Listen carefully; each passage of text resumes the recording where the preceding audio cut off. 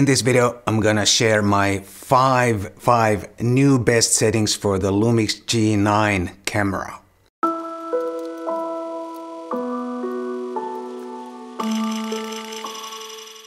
Hi guys, my name is Matti Sulanto. I'm a photographer and a Lumix ambassador from Helsinki, Finland. About a year ago, I made a video where I shared my five best settings for the Lumix G9 camera. But since that, towards the end of last year, this camera got a big firmware update and a lot of new features, especially on the video side. And now, after several months of use, after the new firmware, that is, I find that I use this camera a lot more for video. Not that it was a bad video camera to begin with, but after the firmware update, it became actually quite awesome video camera.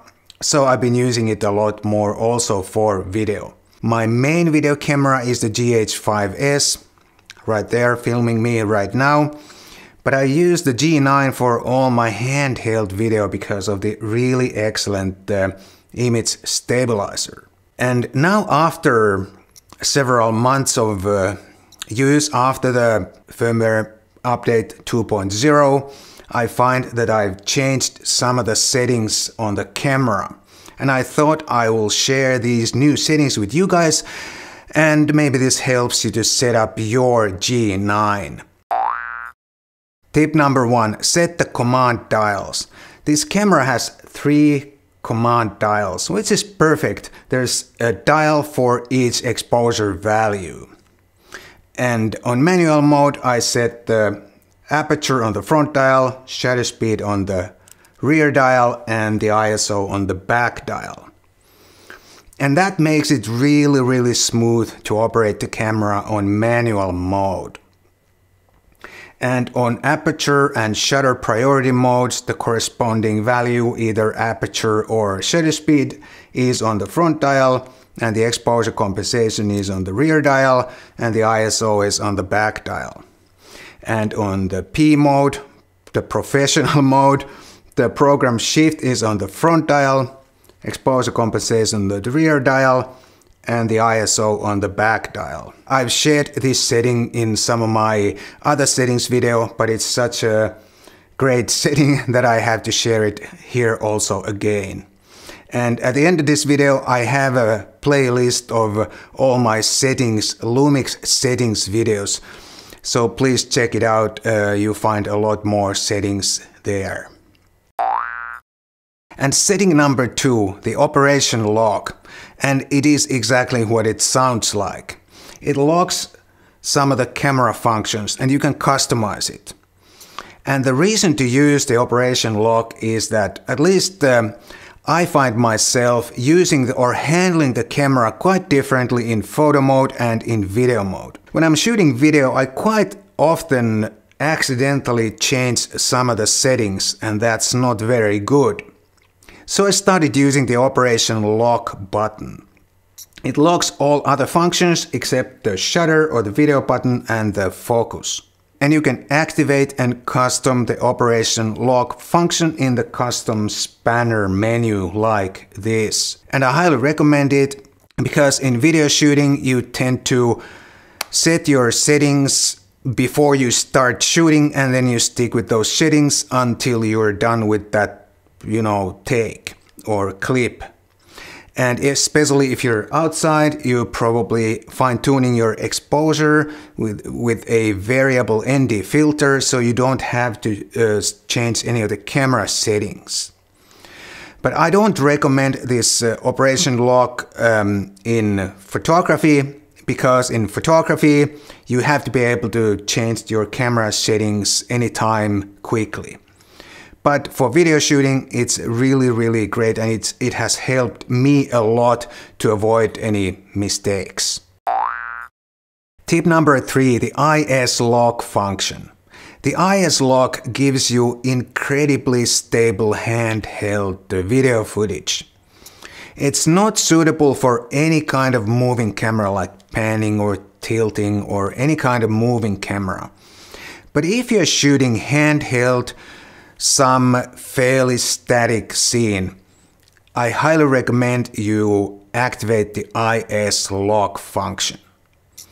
But the IS lock function is normally activated in the menu, and if you have to dive into the menu every time you need it, you are not likely to use it. So I have assigned the function button number 3 for the IS lock function, so it's easily accessible. Just press the button and it's activated. So if you're shooting handheld video like I do a lot on the G9, use the IS lock function and assign one of the buttons for it. And tip number 4, use focus peaking, especially if you're shooting video. Focus peaking is a really handy and practical way to confirm that the focus is where it's supposed to be. But sometimes you can see those focus peaking contours or lines all over the frame, and it can be difficult to actually concentrate on the subject or the shooting part because the focus peaking is so distracting.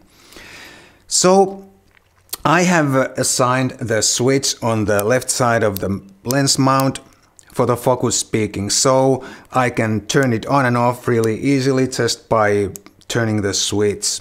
And the focus peaking also works on single autofocus, but it only shows up when you're actually focusing. And it's a really practical way to check out that the focus is where it's supposed to be in video shooting. But it can also be practical if you use manual focus in photography. And the next is tip number 5, but now that I've been talking, I realize I have one extra bonus tip after the number 5, so make sure to stick around also after the number 5. And before I go to number 5, please remember to subscribe to my channel if you haven't already done so, and also check out my merch. There's a link down below. And now the tip number 5. Tip number 5 is the custom menus. There are 2 customizable menus on the G9. The first one is the Q menu that pops up when you press the Q menu button. And the second one is the My menu. I'm gonna start with the Q menu.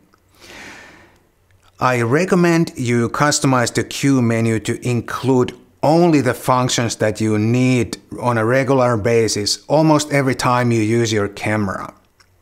The default Q menu is pretty good, but there might be some unnecessary items there and it slows you down when you try to select the one you want. And I have customized my Q menu to include only 5 items. Only 5 items that I use on a regular basis. And I explain how to customize the Q menu in one of the videos that I link at the end of this video. So make sure to check them out. And the second customizable menu is the My menu. And I think it's a good idea to include there some of the functions that you use frequently, but maybe not every time you use your camera. Because the most frequently used functions you already included in the customized Q menu. It makes using those functions so much quicker when you have them in one menu, one after each other. I also have a separate video where I'm explaining how to customize the My menu. At the end of this video, there's a playlist, like I've said many times already, there's a playlist at the end of this video, so please check it out. And now the bonus tip. And the setting number 6, the bonus setting. If you are even half serious about your video shooting, purchase the update that gives you the V-Lock L flat picture style or picture profile and also the Waveform Monitor. Those 2 together with the 10-bit video quality give you so much better post-processing or color grading options, and they also give you better video quality, better dynamic range, and many other benefits. They do require a relatively powerful computer and a decent GPU to play smoothly in editing. But if you are enthusiastic video shooter, then I think the flat profile and the waveform together with the 10-bit are worth it. The waveform is arguably one of the best ways to check the exposure in video. And right now, for example, I'm using the GH5S and I'm using the V-Log-L picture profile and the 10-bit video, and I used the waveform to confirm the exposure before I started filming this, for example. So I highly recommend that. And I have set or assigned the waveform on the lower button on the right side of the lens mount. So whenever I hit the button, the waveform monitor pops up on my screen and I can check the exposure, and then I can turn off the waveform when I'm done with the exposure settings and start filming. And here are my other Lumix setting videos. You'll find more info there on how to set up your G9 and also some other Lumix cameras. Thanks so much, and I'll see you again in the next one.